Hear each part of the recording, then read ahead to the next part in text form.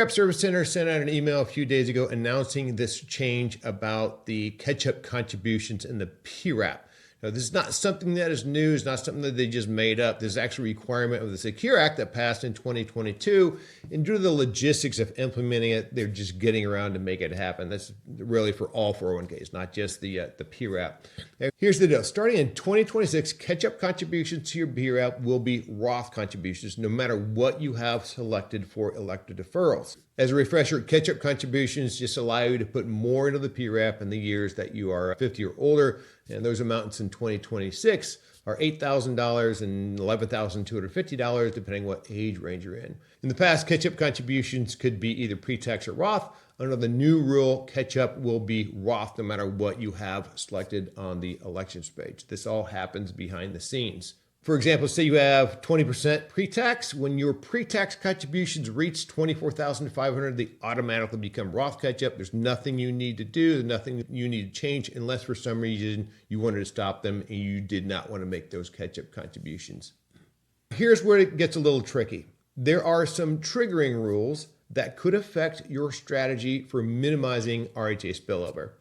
Your contributions do not get classified as catch-up until one of two things happens, whichever happens first. One, your pre-tax or Roth contributions reach $24,500, or all contributions, yours plus United, adds up to $72,000. Now, the R&I sent an email about this in December saying it's a system limitation and the logic is different than previous years, but it does have some implications for spillover. So why should you care? If you don't care about RHA spillover, meaning you're happy to contribute as much as possible, this is simple. The system will handle everything automatically. The only thing you need to know is that catch-up contributions are Roth. Now, if you want to minimize RHA spillover, but still reach the maximum allowed in the PRAP in 2026, depending on your age range, what you need to know is that Roth elective deferrals do not automatically count as catch-up. They count as catch-up when one of those two triggers is reached. So what they're suggesting is that you wait until the $72,000 or 415C limit is reached before making catch-up contributions.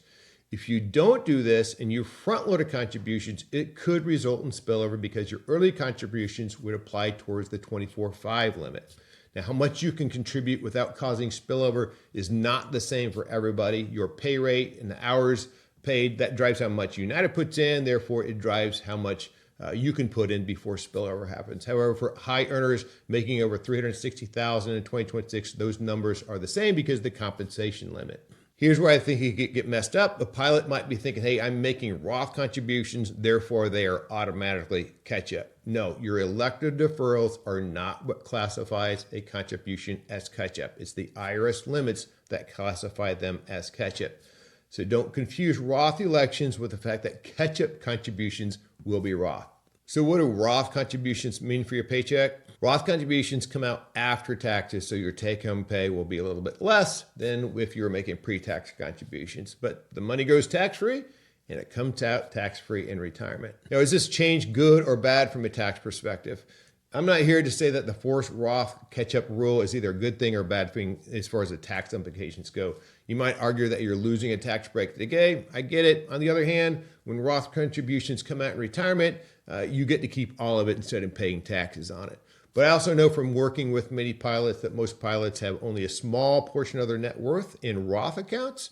So while the new rule may not be the most optimal way to fund a Roth account for high earners, it can still benefit your long-term planning through tax diversification in retirement. If your choice was between saving the same amount as either Roth catch-up or putting it into a taxable brokerage account, in most cases, you're going to be better off saving it as a Roth contribution.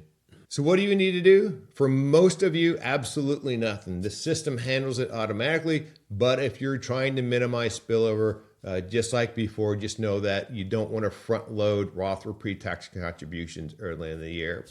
What you may consider instead is waiting until the $72,000 415 stimulus is reached and then putting contributions in, or just kind of putting them a little bit at a time throughout the year.